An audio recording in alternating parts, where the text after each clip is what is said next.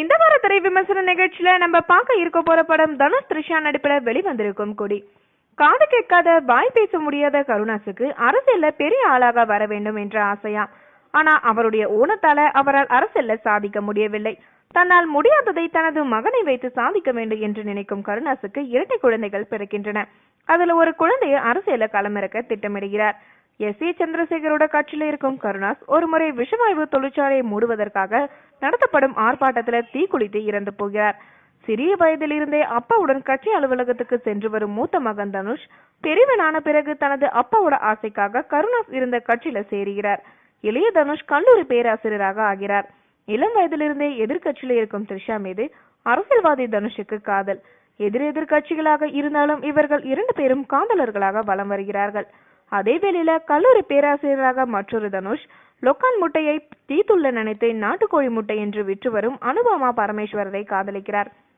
அவள் ஏன் அப்படி ஏமாற்றி விற்கிறார் என்று தனுஷ் கேட்கும் போது தனது ஏரியாவில் இருக்கும் விஷவாயு தொழிற்சாலையை மூடுவதற்காக நிறைய பணம் தேவைப்படுவதால் அதற்காகத்தான் இந்த மாதிரியான ஏமாற்று வேலைகளை செய்து வருவதாக அனுபமா சொல்லுகிறார். இதை கேட்கும் தனுஷ் தனது அண்ணன் அரசியல்வாதி தனுஷிடம் இதை பற்றி சொல்லுகிறாராம். அந்த தொழிற்சாலையை மூடுவதற்காகத்தானே எனது அப்பா உயிரை விட்டார். அப்படி இருக்கும்போது அந்த தொழிற்சாலையில இருந்து எப்படி விஷவாயு வெளியே வருகிறது என்பது குறித்து தலைமையிடம் சென்று நியாயம் கேட்கிறார் அரசியல்வாதி தனுஷ். ஆனா கட்சி தலைமையோ பல கோடிகளை லஞ்சமாக வாங்கி கொண்டு அந்த தொழிற்சாலையில உள்ள விஷவாயுகளை அப்புறப்படுத்தாமல் விட்டதற்கு உடந்தையாக இருப்பது தனுஷுக்கு தெரிய வருது. இடைத்தேர்தல நெருங்கி வருவதால் இந்த பிரச்சனையை பெரிதுபடுத்த வேண்டாம் என்று தனுஷை எஸ். ஏ. சந்திரசேகர் சமாதானப்படுத்துகிறார். வருகிற தேர்தலில் தனுஷுக்கு பதவி கொடுப்பதாகவும் அந்த பதவியை வைத்து அந்த தொழிற்சாலையில உள்ள விஷவாயுகளை அப்புறப்படுத்துமாறும் சொல்லுகிறார். ஆனால் இதுவரை பொறுத்து கொள்ள முடியாத தனுஷ் இந்த விஷயத்தை எதிர்கட்சியை சேர்ந்த தனது காதலி த்ரிஷாவிடம் சென்று மனவேதனைப்படுகிறார் சொல்லி. ஆனால் அரசியல் வேறு காதல் வேறு என்று இருக்கும் த்ரிஷாவோ இந்த விஷயத்தை பொது மேடையில போட்டு உடைக்கிறார். இதனால கட்சி தலைமைக்கு தனுஷ் மீது கோபம் ஏற்படுது. இதற்கிடையில இடைத்தேர்தலுக்கான வேட்பாளர்கள் பெயரை கட்சி தலைமை அறிவிக்கிறது. அப்போது தனுஷோட பெயரும் அந்த வேட்பாளர் பட்டியல இடம்பெறுது.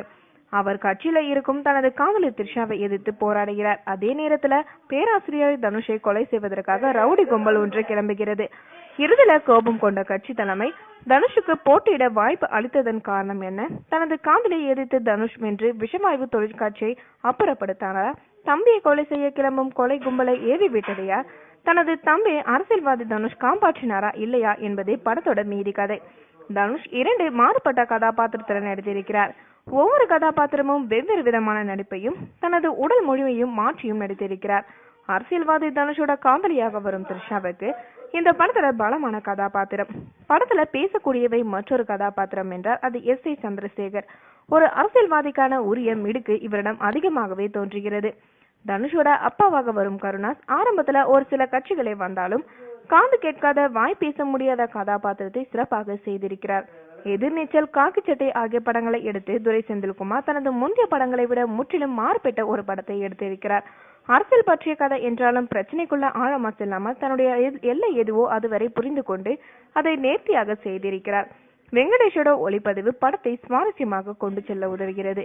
சந்தோஷ் நாராயணன் இசையும் படத்திற்கு பலமாக உள்ளது. மொத்தத்துல கொடி வெற்றி கொடி.